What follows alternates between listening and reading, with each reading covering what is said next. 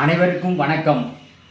திருமணம் காலதாமதமாகாமல் விரைவில் நடக்க கிரக அமைப்பு எப்படி இருக்க வேண்டும் என்று பார்ப்போம்.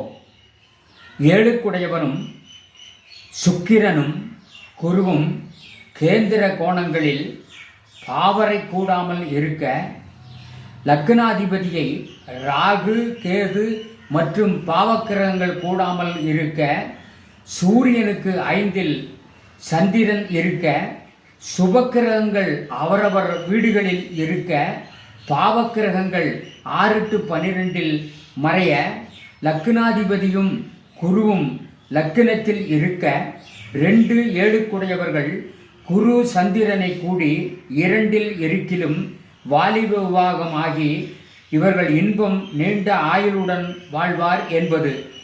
வதுவை மனன் பொன் புகர் இவர்கள் கேந்திர கோன் ஏறி மாசுளர் பெறாது தனித்திருக்க, மன்னன் பிழைக்கில் அரவு ஒளிய விது ஊழ்க்கு அருகிலூரில் அல்லவனில் 5 உள்ளாகி முதியவர்தம் எல்பெற, மற்றவர் அவலமாகின் முதல்வனும் பொன்னும் உதயமுறில் முகம் மதனுக்குடையோர் நிதி மதி உற்று இவை சேரில் வாலிப விவாகம் நிறைவேறும் இவர்கள் இன்பம் நெடுநாளை குலதே. இந்த பாடலும் விளக்கமும் குமாரசாமியத்தில் 7ஆம் பாவகத்திலே சொல்லப்பட்டது.